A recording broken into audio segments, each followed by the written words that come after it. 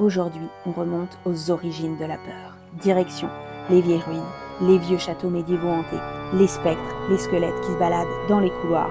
Bref, là où le surnaturel n'est jamais bien loin. Je vous invite à plonger avec moi dans la fascinante histoire de la littérature gothique.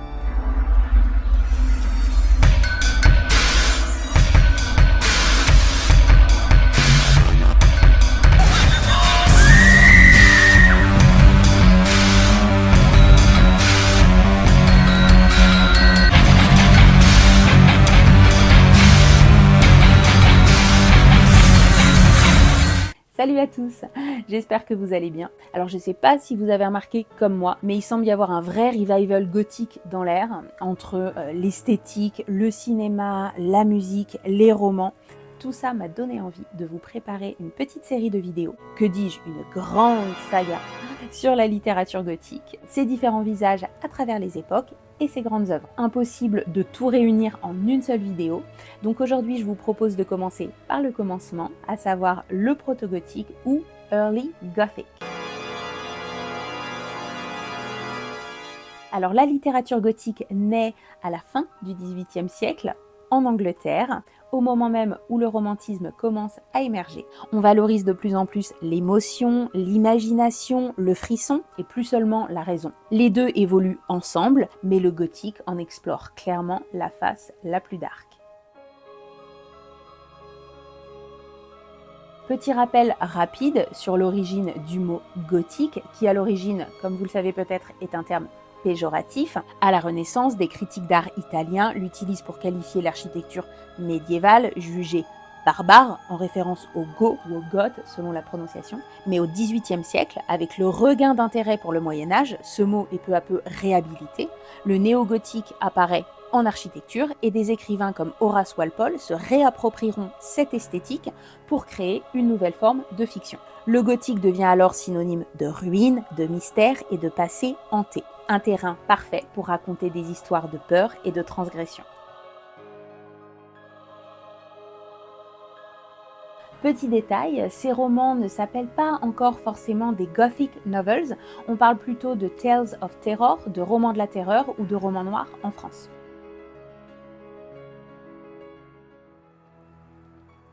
Le gothique, c'est vaste, ça va prendre plusieurs visages selon les époques et on verra tout ça au fil de la série. Mais si on devait faire une petite boîte à outils du gothique originel, on retrouve souvent des lieux type château, abbaye, ruines, souterrains, un passé qui revient hanter le présent, secret de famille, malédiction, héritage, crime ancien, une menace, parfois surnaturelle, parfois explicable rationnellement, une héroïne isolée, vulnérable, en fuite ou piégée, une critique sociale ou morale de la religion, du pouvoir, de l'aristocratie ou du patriarcat, et surtout des émotions fortes, comme l'angoisse, le désir, la fascination, la terreur, bref, le frisson. Le gothique adore aussi ce qu'on appelle le sublime.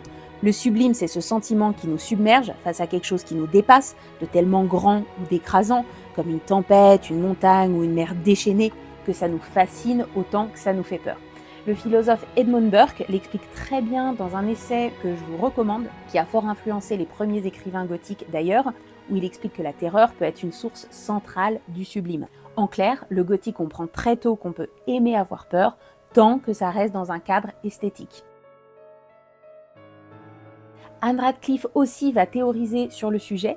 Elle fait notamment une distinction importante entre la terreur et l'horreur, et je vous l'explique ici pour éviter les confusions à venir. La terreur, pour elle, c'est l'attente, le doute, l'obscurité, ce qui va stimuler l'imagination. Alors que l'horreur, c'est quand on montre tout frontalement en pleine lumière. Le proto-gothique joue énormément sur cette tension. On est donc la plupart du temps dans la terreur, même si certains romans mélangeront les deux, et ce sera le horror gothique. Autre point essentiel, le gothique est un énorme succès populaire à son époque. Il est particulièrement lu par les classes populaires et les femmes, ce qui va malheureusement contribuer à sa mauvaise réputation.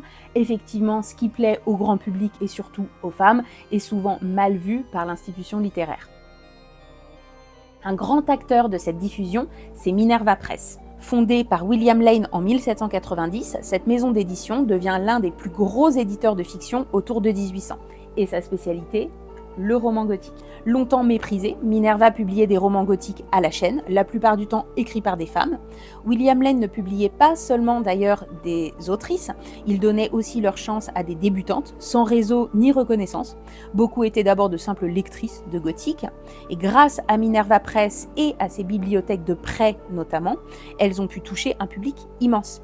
À côté de ces grandes éditions circulaient également ce qu'on appelait les Gothic Blue Books et Chapbooks, des petits fascicules cheap qui sont en fait des résumés ou des plagiats des grands romans gothiques vendus quelques centimes. Cette street lit aide beaucoup à la diffusion du genre avant même l'époque victorienne et les fameux Penny Dreadful. En tout cas, sans cette production massive et cette accessibilité, le gothique n'aurait peut-être pas eu un tel impact. Dans cette vidéo, on va couvrir grosso modo la période de 1764 à 1824. 1764 parce que le château d'Otrante de Walpole est généralement considéré comme le point de départ du genre, et 1824 parce que c'est une date charnière et symbolique, c'est la mort de Lord Byron, le poète anglais, ami de Percy et Mary Shelley, celui-là même qui lancera le challenge d'écrire des histoires de terreur, qui donnera naissance à Frankenstein. Mais en à peine 60 ans, déjà les codes sont posés. Les châteaux, les secrets, les spectres, les pactes, les moines louches, les héroïnes en fuite. Voici tout de suite une sélection d'œuvres clés.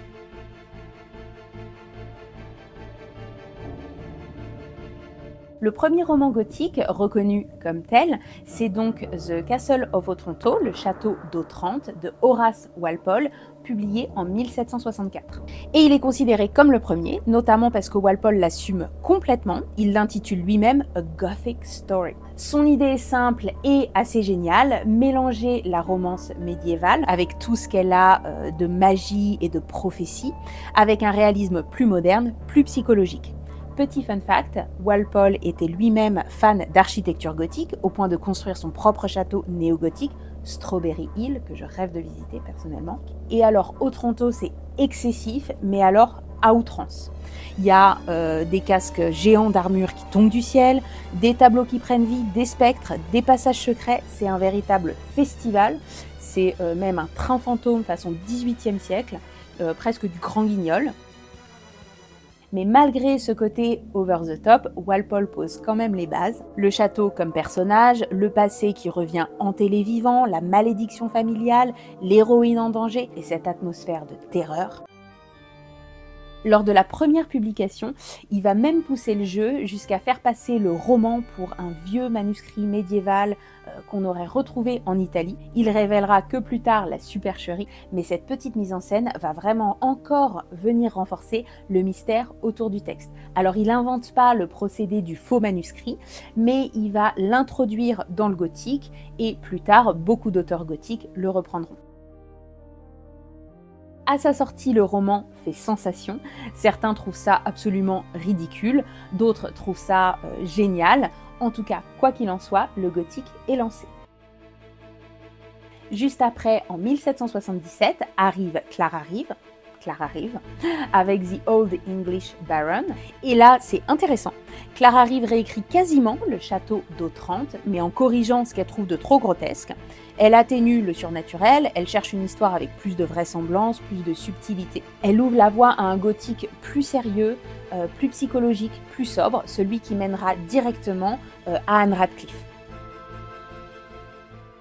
Autre figure absolument centrale donc, Anne Radcliffe. Elle va véritablement définir une esthétique. Son roman le plus célèbre, c'est The Mysteries of Udolpho de 1794, mais personnellement, j'ai un petit faible pour The Romance of the Forest, et je vous recommanderais plutôt de commencer par celui-là.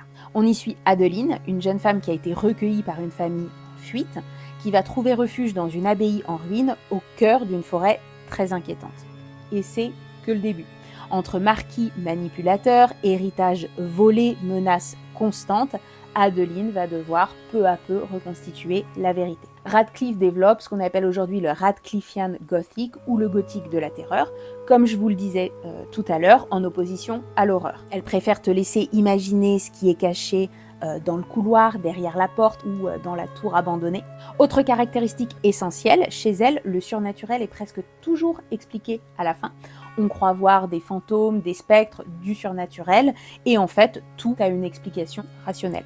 C'est beaucoup centré sur les paysages, l'isolement et également sur les émotions intérieures de ses héroïnes.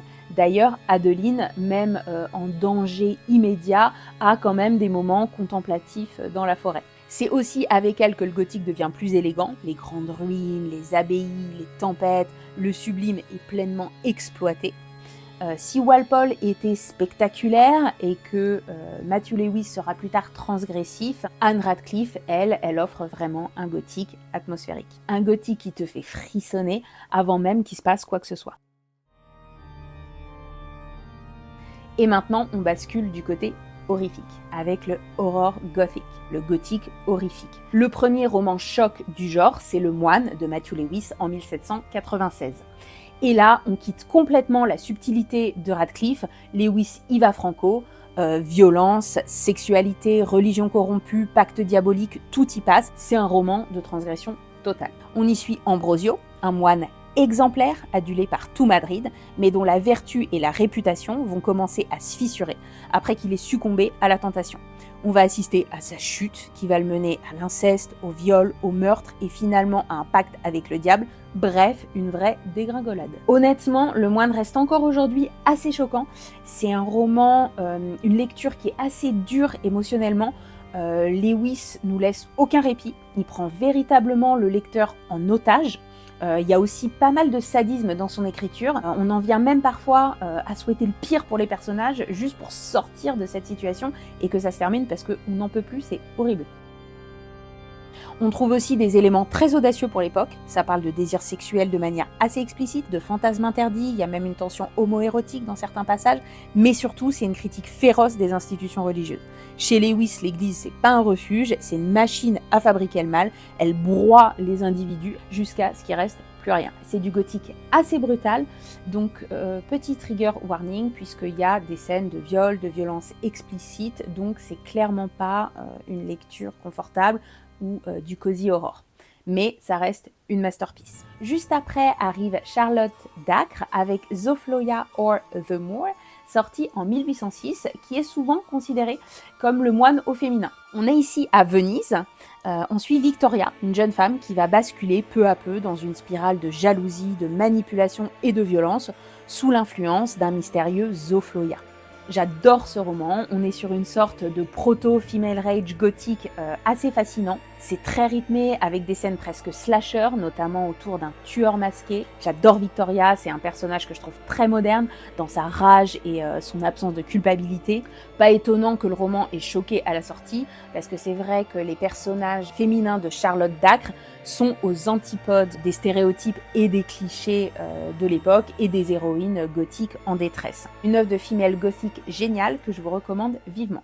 Et pour refermer cette phase horrifique, on arrive à l'auteur irlandais Charles Maturin avec son Melmoth the Wanderer ou Melmoth l'homme errant, publié en 1820. Une œuvre incroyable qui arrive à la fin de cette période de early gothique, et Maturin, lui, souhaite aller encore plus loin dans la noirceur. On est ici, encore une fois, sur une grande histoire de pacte faustien. Melmoth a conclu un deal avec le diable pour une vie prolongée, mais au prix d'une damnation, bien sûr. Et depuis, le malheureux erre à travers le monde, cherchant désespérément quelqu'un prêt à prendre sa place. Le roman est construit comme une série de récits enchâssés, façon poupée russe, on a une histoire dans l'histoire dans l'histoire. Alors on peut un petit peu se perdre dans ce labyrinthe au début, mais finalement on finit par s'y faire. On va traverser des monastères, des asiles, des prisons, différentes époques et différents pays, et à chaque fois, Melmoth apparaît auprès de personnages qui sont au bord du gouffre, dans un désespoir total, des prisonniers, des naufragés ou des victimes de persécution, et il va leur proposer son petit échange. Mais tous refuseront. Même dans la pire des détresses, ils préfèrent leur souffrance à une damnation éternelle. C'est un roman qui a été encensé par les plus grands, que ce soit Lovecraft, Baudelaire, Poe, et qui est considéré comme l'un des plus grands textes de la littérature horrifique et fantastique. Son influence est énorme, jusqu'en France où Balzac écrira Melmoth réconcilié, une variation ironique où évidemment les gens acceptent le deal. Alors moi j'adore le personnage de Melmoth, cet homme errant hyper énigmatique, il est très charismatique. On retrouve un petit peu de lui dans Dracula, mais aussi dans Dorian Gray. notamment avec cette histoire de portrait au début du roman, au début de Melmoth. Mais ça, c'est pas étonnant puisque Charles Mathurin n'est autre que le grand-oncle de Oscar Wilde. Tout petit détour par d'autres formes du gothique un peu à part. On peut penser notamment à Vathek de William Beckford. On est ici sur du gothique orientaliste avec des palais exotiques, un calife décadent, de la magie noire et surtout une immense descente aux enfers. La fin est franchement magnifique, avec les damnés errants qui ont le cœur en feu visible à travers leur poitrine qui est devenue transparente. J'ai trouvé que c'était une image assez sublime et très forte de damnation éternelle. C'était pas sans me rappeler aussi L'Enfer de Dante. C'est un roman sur la transgression morale et la punition. Plus Vathek pousse ses désirs et sa soif de savoir interdit, et plus il accélère sa chute. À côté de ça apparaissent aussi des formes plus philosophiques et théologiques du gothique, notamment avec The Private Memoirs and Confessions of a Justified Sinner du poète et romancier écossais James Hogg, un roman glaçant sur le fanatisme religieux et la prédestination. On peut aussi citer Saint Léon de William Godwin, philosophe, théoricien politique et romancier, qui n'est autre que le père de Mary Shelley. Saint Léon, c'est un roman, lui, qui s'intéresse entre autres à la question de l'immortalité. Bref, à ce stade, le gothique commence à se fragmenter entre horreur, introspection psychologique, critique religieuse et questionnement philosophique. Alors, au XIXe siècle, le romantisme est maintenant à son apogée. Le gothique, lui, devient un peu son jumeau maléfique. Les émotions sont exacerbées, les personnages deviennent de plus en plus ambigus. On voit aussi apparaître la figure du héros ou de l'anti-héros byronien, donc en référence à Lord Byron. Et c'est exactement ce qu'on trouve dans Le Vampire de Polidori. Avec ce texte naît le vampire aristocratique, élégant, séducteur, manipulateur, clairement à l'image de Lord Byron. C'est un dandy prédateur qui va poser les bases du vampire moderne, comme on le connaît encore aujourd'hui. Arrive également un autre monument, Frankenstein de Mary Shelley. Et Mary Shelley, c'est certainement l'autrice la plus connue de cette période. Dans sa masterpiece, Frankenstein, le gothique rencontre la science. On parle plus seulement de châteaux médiévaux ou de moines corrompus. Pour petit rappel, vous savez que c'est en 1816, lors du célèbre été pluvieux à la Villa Diodati en Suisse, que Mary se retrouve avec Lord Byron, Percy Shelley et John Polidori, et que c'est là qu'ils vont se lancer le défi d'écrire chacun une histoire terrifiante, et que de cette nuit naîtront Frankenstein ou le Prométhée moderne, mais aussi le vampire de Polidori. Chez Mary Shelley, le monstre n'est pas juste un monstre, c'est une créature abandonnée, isolée, solitaire. Le vrai sujet, c'est évidemment la création de la vie, l'orgueil scientifique, la responsabilité du créateur et l'exclusion radicale de l'autre. On est déjà dans la science-fiction, mais avec une âme gothique. C'est aussi probablement le premier roman d'horreur où le monstre est aussi la victime. Mais Mary Shelley ne se résume pas à Frankenstein. Je vous invite aussi à découvrir, si vous ne les avez pas lus, Mathilda, un très beau roman court, bien que perturbant, qui explore le trauma et la mélancolie, qui aborde des thèmes difficiles comme l'inceste et le suicide. The Last Man de 1826, l'un des tout premiers exemples de romans post-apocalyptiques qui imaginent un monde ravagé par la pandémie. Ou ses nouvelles. Une que j'adore, c'est Transformation, une histoire qui raconte ce que ça fait d'être enfermé dans un corps qui n'est pas le nôtre. Bref, Mary Shelley, c'est pas simplement une icône gothique, c'est aussi une autrice visionnaire qui va ouvrir la porte à tout un pan de la littérature moderne, et ce serait quand même dommage de s'arrêter à Frankenstein. Avec Mary Shelley et Polidori, le gothique va quitter les ruines pour s'inviter dans l'esprit humain. On n'est plus dans un gothique architectural, mais plutôt dans un gothique existentiel. Et c'est à peu près là que va se refermer cette première grande période gothique. Si vous voulez creuser un petit peu plus le gothique populaire de l'époque, vous pouvez aussi checker Maria Roche avec The Children of the Abbey, un énorme best-seller gothique aujourd'hui un peu oublié. Et si ça vous amuse, il y a aussi énormément de parodies du gothique qui étaient très populaires. La plus connue, c'est évidemment Northern Abbey de Jane Austen, mais il y a aussi Nightmare Abbey de Thomas Love Peacock. Autre forme de gothique populaire auquel on pense moins, les pièces de théâtre, et notamment les fameux Phantasmagoria qui m'ont toujours absolument fasciné, où ils mettaient en scène à l'aide de trucages ingénieux des fantômes et autres phénomènes surnaturels. C'est absolument magnifique. Et si vous n'êtes pas encore rassasié ou que vous avez déjà lu tous ces bangers. Je vous invite à aller faire un tour du côté des éditions Valancourt, une maison d'édition américaine dont je vous ai peut-être déjà parlé, qui republie des paperbacks from hell. Ils sont aussi spécialisés dans le gothique et ils vont dénicher des pépites et republier des textes qui ont été complètement oubliés ou perdus et qui sont introuvables ailleurs.